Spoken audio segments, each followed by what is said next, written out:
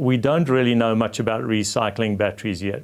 And so the challenge of recycling is going to be massive. Every eight to 10 years, as they run out, you've basically got to do the whole process again then to Yes. scrap one and build another one. Absolutely. So the National Renewable Energy Lab in the United States has done stress testing on lithium batteries.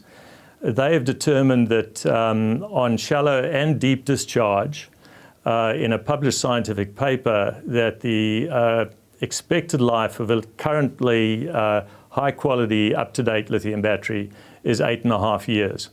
So that is the life. The AEMO plan has arbitrarily extended the 20-year life that they had in last year's plan to 25 years for those batteries.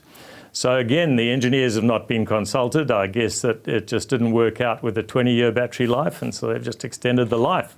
And that's not good, because we need to connect everything back to the physics and engineering of these systems.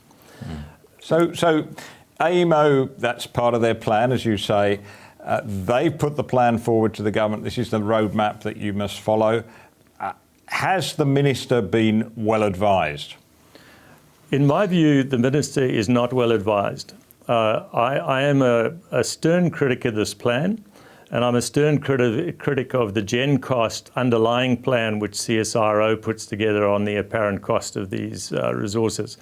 I think it is bad advice. I think it is not connected to engineering reality.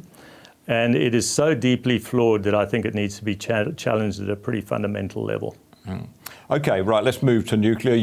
Let's go through your credentials again. You were the CEO in charge of Australia's one and only nuclear reactor, the ANSTO Research Establishment in Lucas Heights.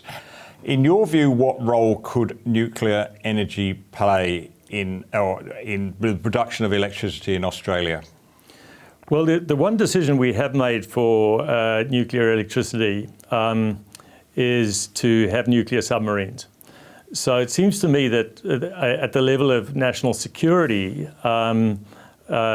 the ability to have nuclear submarines that are able to operate for very long periods of time underwater, and to do that safely and responsibly, is a decision we've already taken. So that is a policy change. And I think that is something that I found interesting in the Australian political setting, because it arose from something that the federal government is responsible for, which is security and defence. The challenge of having nuclear in Australia at the state level is states are responsible for energy. Just to put it in context, in New South Wales, it is against the law to look for uranium. You can't even explore for uranium.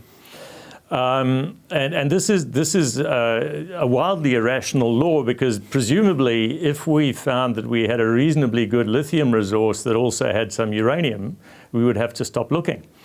And we know that there are many ore bodies that have simply not been explored along the Flinders Ranges as they come into New South Wales and in the middle part of New South Wales.